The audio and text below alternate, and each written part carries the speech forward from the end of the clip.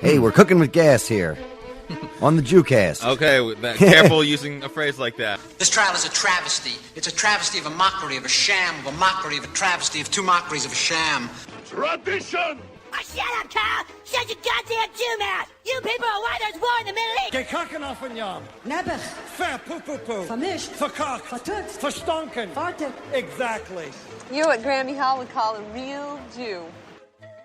Here we are again. We're back. Another Jew-packed episode of American Jew. I'm Jonathan Randall. I'm Jordan Ferber, and we're excited to be here with you. Oh, so thrilled. I know, it's always nice to invite people in to our world of Judaism. And we want to thank you for inviting us into your ears. Yes. Oh, that sounds a little creepy now when you say it. We're going to whisper Jewish nothings into your ear. Yiddish word here. Yiddish word.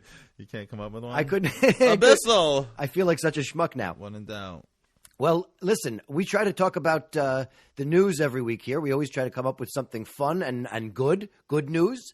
And often we will highlight some bad news.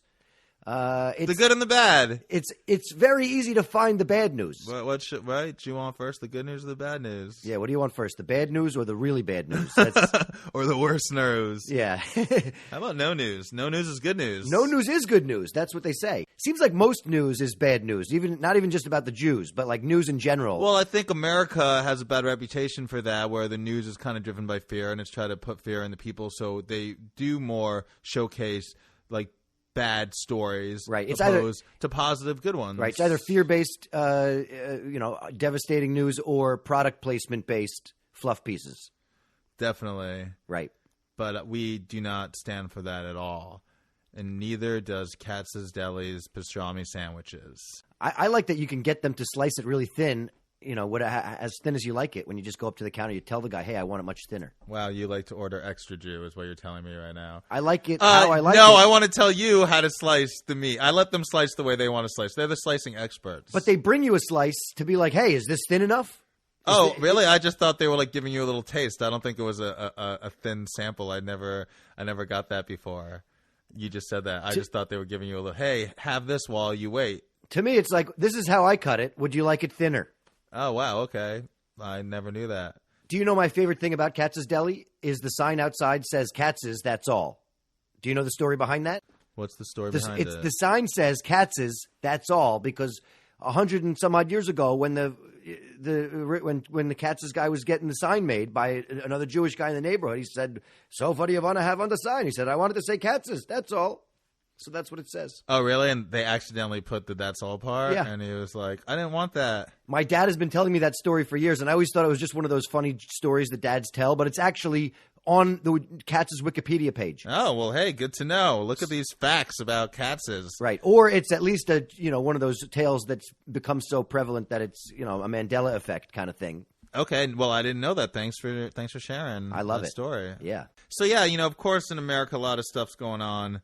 With anti-Semitism. Ilhan Omar is still in the news. Of course, we had that piece of legislature that went through on the House of Representatives. They changed it a little bit. Now, some people are complaining, some people aren't complaining. I know now our leader, there's so much anti-Semitism in the news that Trump was like, I got to get in on this. How come I haven't been mentioned once? Trump's like, how can I spin this in my favor? Yeah. How can I be one of the headlines? So he's thinking that Jewish people are going to stop voting Democrat because of this, and that's just not true.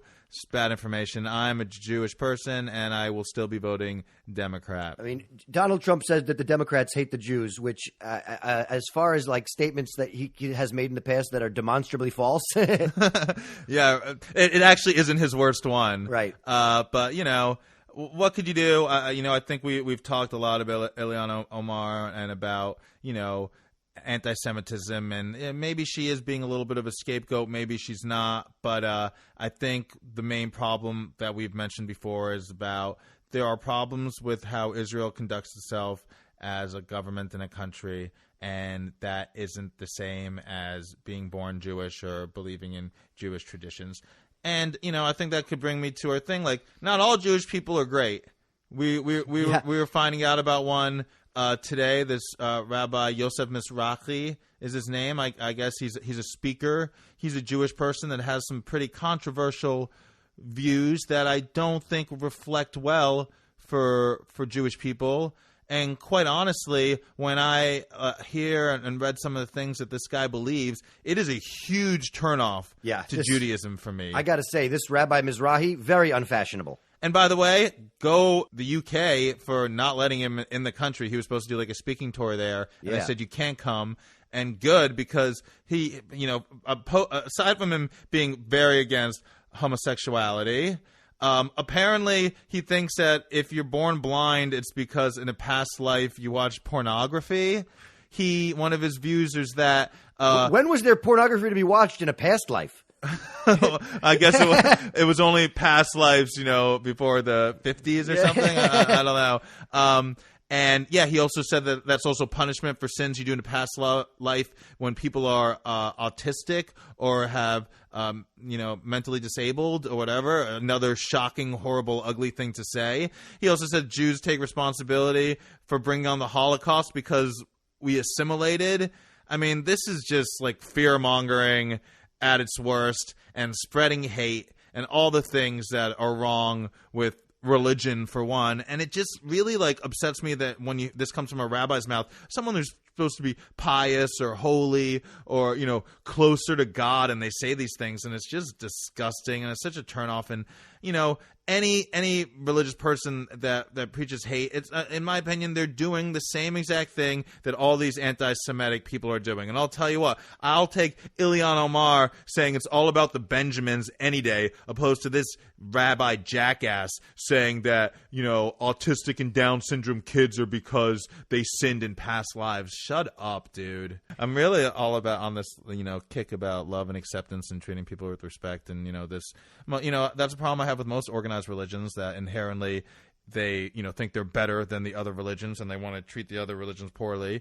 To see a case like this is so shocking. To hear these rabbis' words is just appalling, especially because we've done all this research about anti-Semitism and things happening around the world, and then to see a Jewish person do this, it's really appalling, to hear this. And again, kudos to England for not letting that jackass in your country. I'll tell you, the fact that there are examples of people that are within the Jewish religion that you can point to and say, this is a fucking bad guy. This guy does not represent all of us.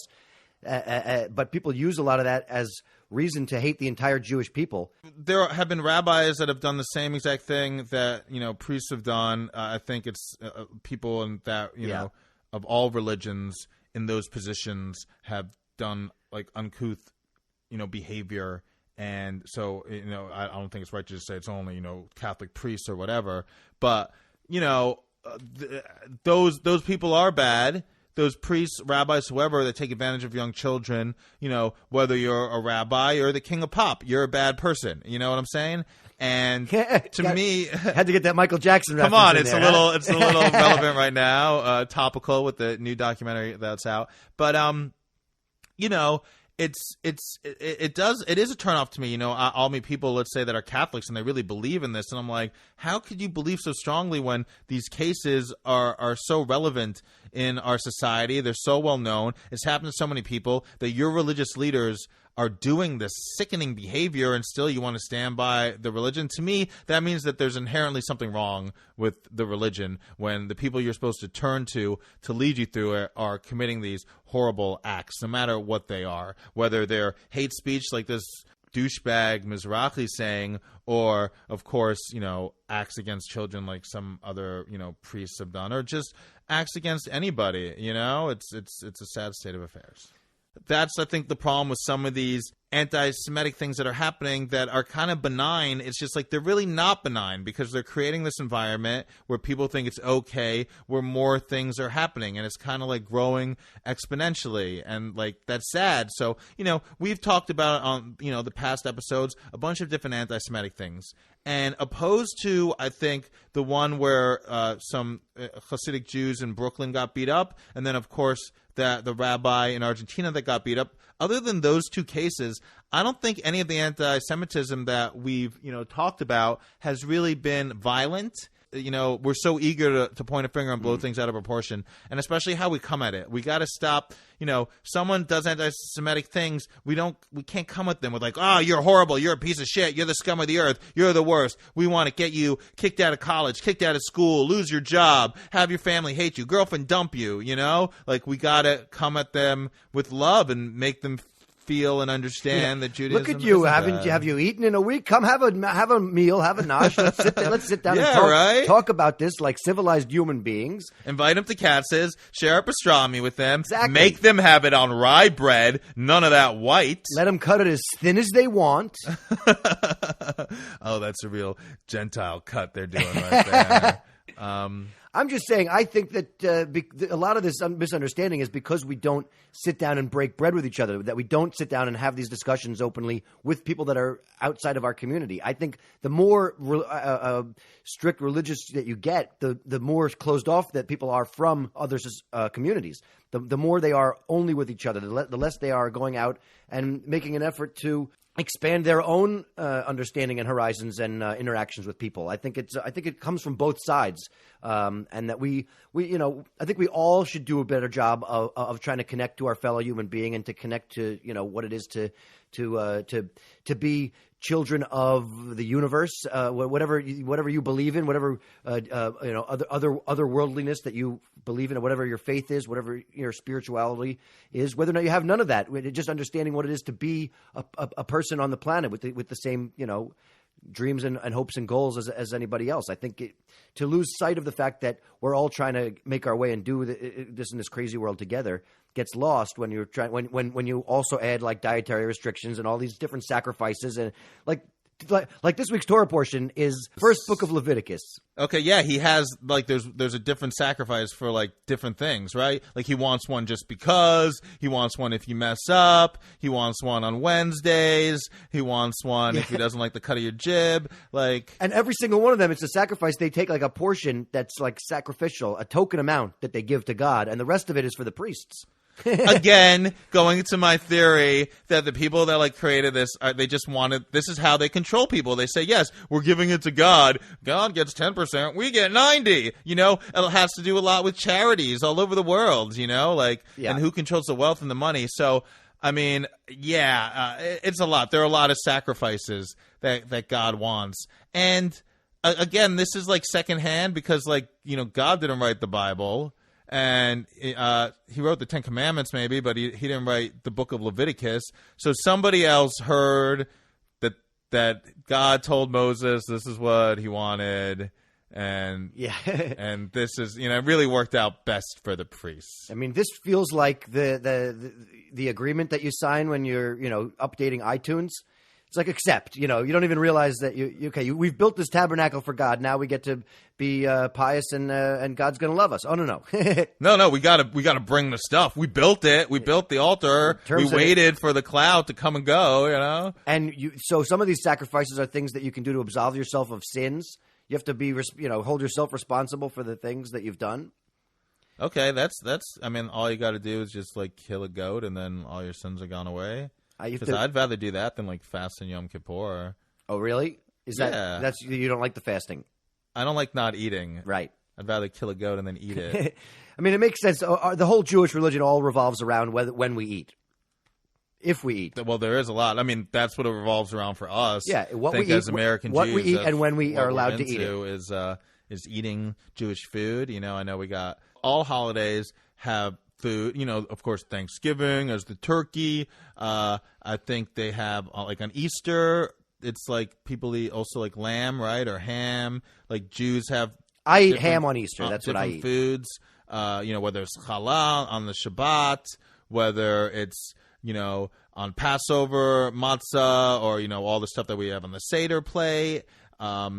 On Rosh Hashanah, they want to have the apples and honey. Of course, latkes on Hanukkah. And, just the other Jewish kind of comfort foods that we love. We talked about Katz's Deli, and, of course, they have the Second Avenue Deli, and I guess a lot of the cuisine that's kind of like Eastern European, Polish, Russian kind of stuff, like Jews have like a special love for. Right. And, like we try. I mean, I try to include that. Like, I think that's the most I typically celebrate. the holidays is trying to eat like a special food for each one, you know, like, oh yeah, make yourselves a brisket for Sukkot or whatever. And, you know, to what you were talking about earlier about, you know, how we are all a little bit separated by communities, but we really got to be more aware of other people. You know, just as confident as anybody is about their religion, there's someone else is confident about theirs, that it's the right one. And, you know, we're Jewish because our parents were Jewish and their parents before them. And many people are the religion that their parents were. You know, we talked about this a little bit last week. And I think, you know, what we need to do is we need to expand our horizons. We need to not only worry about and care about Jewish things, but about things of other religions, and educate ourselves and our children of those too, so they could be acceptance to all, because there is beauty to be had in every religion. And, you know, to just only, you know, focus on one, it's doing an injustice to yourself and doing injustice to the world. And like, there's a lot of beauty out in the world. There's a lot of spirituality. Everybody has their own style. Everybody does it at their own speed. And, you know, to share it with people in a positive way, I think is, you know, the best way to educate people, the best way to have tolerance towards people, and, you know, hopefully to create a future that isn't separated by religions. Well, I'm just happy that we have an opportunity to share a bit of our experience and talk about the ways that we are trying to make our way through this Jewish world. Yeah, you know, we're like, you know, we hope non-Jewish people, and I know a couple of them have been listening, and we want to thank them. And yeah, we love the Goyim who are listening.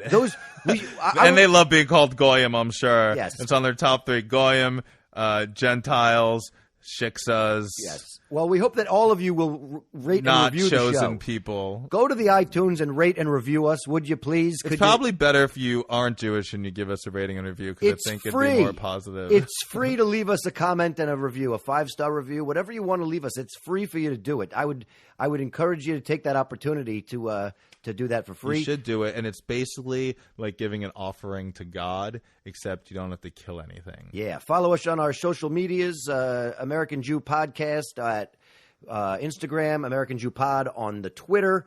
You can email us at americanjewpodcast at gmail.com to tell us what we should be cavelling about next week. Yeah, if you have any questions for us, or you think there's something we want to talk about, if there's a Jewish recipe or a Jewish product or an anti-Semitic thing you've experienced or you heard of, like, let us know, you know. And also check us out individually on social media. Check me out on Instagram at Jonathan Randall.